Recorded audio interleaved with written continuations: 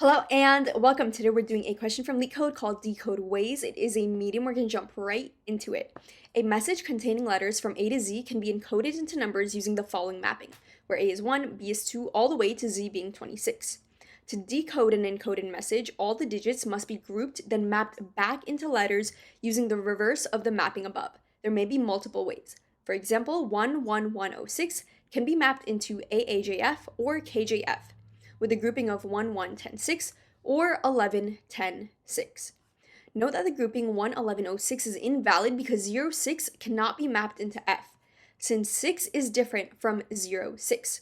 So F is a single digit number, it is just 6. 0, 6 is not a thing. Given a string S containing only digits, return the number of ways to decode it.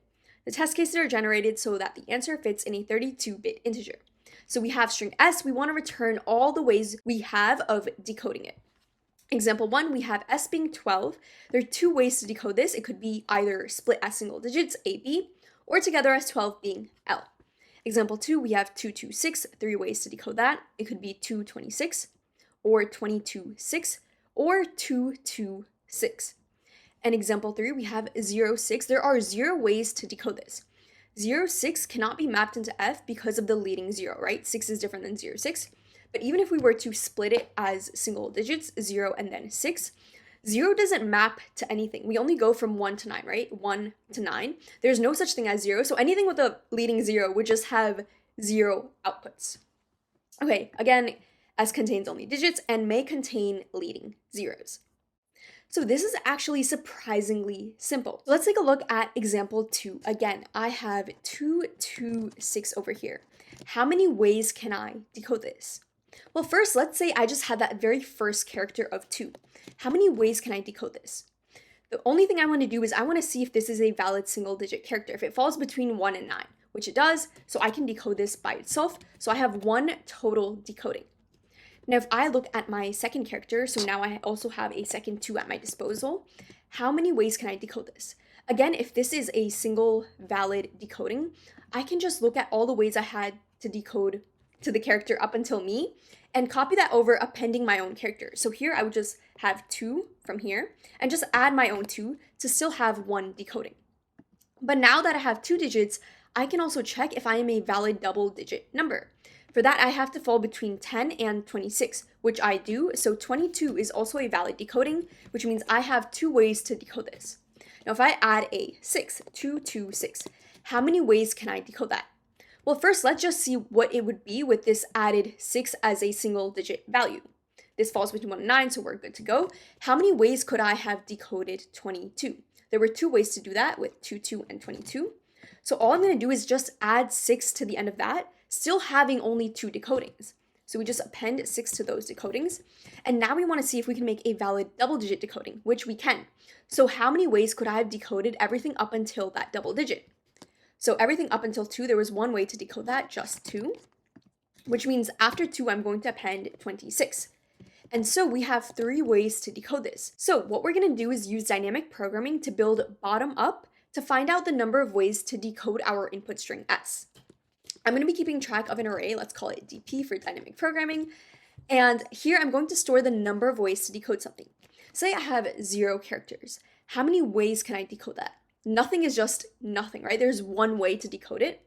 So there's only 1 way to decode if I have 0 characters. And here the indices represent the number of characters I have, and the values, the number of ways to decode. Now, if I have 1 character, right? How many ways can I decode that? Let's just say I have this 2 over here. I have 2 over here, and this is one character. Well, we saw that there's 1 way to decode this, just 2. So we're going to have 1 over here. Now, at my next character, my second character over here, I have another 2. How many ways can I decode this? This is a valid single digit number. So we just want to see all the ways we could have decoded before us, because we're just going to be appending an extra 2. So there's 1 way to do that. And now we want to check if it's a valid double digit number. If so, we're just going to add to it all the ways we could decode before this double digit. So we're going to add 1 to this. So now we have 2 ways to decode this. Now again, with our third character, we have 6. How many ways can I decode this? 6 is a valid single digit number, so I'm just going to copy over the 2 I can already form up until this point. because we're just adding 6 to all those decodings. And since this is a valid double-digit number as well, we're just going to copy over all the ways we could decode up until that double digit. So there's one way to do so, which means we have 3 ways to decode this. And we're going to do this for every single character in our string S. And all we have to do at the very end is return that last value in our array.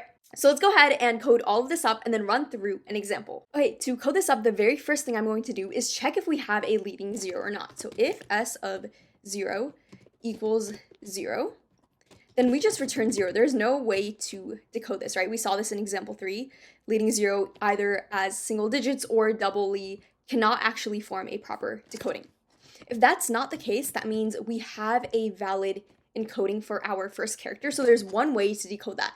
So if you have 0 characters, there's one way to decode that. If you have 1 character, we now have one way to decode that, which means now we can start off from our second digit in S. So for index and number in enumerate. So we're going to start after our first character. So we're going to start from index 1. And since we're using our DP array to keep track of indices, we're going to actually call this index 2. Now, the first thing I want to do is keep track of all the number of ways we can decode this number that we're on. So ways right now is going to be 0. If the number we're on is not 0, that means we can just copy over from the index before us to see how many decodings there were there. So if number is not equal to 0, we're just going to add to ways plus equals dp of index minus 1. Because again, we're just going to copy over from the index before us if we're not a 0. Now, after we've checked that single digit, we also want to check that double digit. So if our number falls between 10 and 26, so if 10 is less than equal to the digit before us with our digit combined, so that's going to be S of index minus 2. And again, we're doing minus 2 instead of minus 1 because we bumped up this index because of this DP array, because we're starting off with 0 characters. So now we're going to do minus 2, and we're going to add this to the number we're on and turn all of this into an integer. So integer of this. And if this is less than 26, we have a valid double digit number. So to ways, we are going to append dp of index minus 2. And we're just going to append to dp ways at the very end. And all we have to do at the end of all of this is return the last element in dp. So let's go ahead and submit this. And it is accepted. Now, before leaving, let's just run through an example to see how all of this is working line by line. Okay, so to walk through this, let's say our input S was the string 4205, and we want to walk through this just to see how this is being built up, right? The value of using dynamic programming is so you don't have to duplicate or recalculate work. You can just use previous calculations and build off from there. So the first thing I'm going to do is make a check if I have a leading 0. I do not, so I don't return 0. And now I make a dp of 1, 1. So over here, I have a dp of 1, 1. And again, just for our own reference, this is going to represent 0 characters, and this is going to represent 1 character. It's going to be 4. So now for our for loop, we have index and number. And enumerate S of 1 onward to 2. So right now, our index is going to start off at 2. And the number we're on, we're actually looping through after this first character of S. So we're starting off from index 1. So our number is 2. And we're just assigning this instead of index 1 to be index 2. So now we go into this next line and ways equals 0. And we make a check. If number is not equal to 0, which it is not, we're going to add to ways dp of index minus 1. So index is 2, minus 1 of that is going to be just 1. So dp of 1, what is at index 1? That's just 1. So right now, ways is going to have 1. Now we want to check with S of index minus 2. Index is 2 right now, so 2 minus 2 is 0. What is S of 0? That is going to be 4 over here. So 4 with our own number. So 42 does not fall between these characters, so we don't add anything to ways. So all we do now is append ways to dp. So right now there is one way to make the decoding of 4 and 2. So right now this is just going to be 4 and 2 individually. So now we are back in this for loop, right? Index is now going to be 3, and the number we are on is now going to be 0. Ways is again reset to be 0. Now we want to make a check. Nums is 0 right now, right? So we don't add anything to ways from the index before us. which means now we want to check if we are a valid double-digit number. What is index minus 2? Index minus 2 is 1, so what is s of 1? Well, that is just 2. 2 added to 0, these are strings, so we can concatenate them. That's going to be 2, 0 as a string, right? This is going to be 2, 0. Converting this into an int, it becomes 20, and it does fall between these two numbers, between 10 and 26. So we're going to add to ways dp of index minus 2. So index minus 2 is 3 minus 2, which is 1. dp of 1 is 1.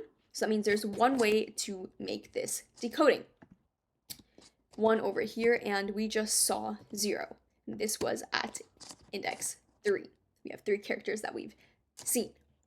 We're back in this for loop. Ways is 0, index is now 4, and the number we're working with is 5. So num is not 0. We're going to add 2 ways, all the ways we could have decoded dp of index minus 1. So right before us, right here, right? 4 minus 1 is 3. dp of 3 is 1. We're adding that 2 ways. And now we want to check if we are a valid double-digit number, index minus 2. So what do we have at s of 2? 0, 1, 2. We have 0. 0 and 5 are not a valid double-digit number that fall between 10 and 26, so we don't add anything to ways, which means we're adding this back to dp. We're pending 1 over here. This was character 5. And this was our 4th character. So in the end, we're just going to return the very last element of dp, which is just 1. So there's only one way to decode this entire string, and that's going to be 4, 20, and then 5. Now to go over time and space complexity, for time, we're going through our entire input string once. So that is a 1-pass solution, O of n. And for space, we're keeping track of all the ways to decode for every single character we see. So that is also going to be O of n. If you have any questions whatsoever, of course, let me know down below. If not, I will see you next time.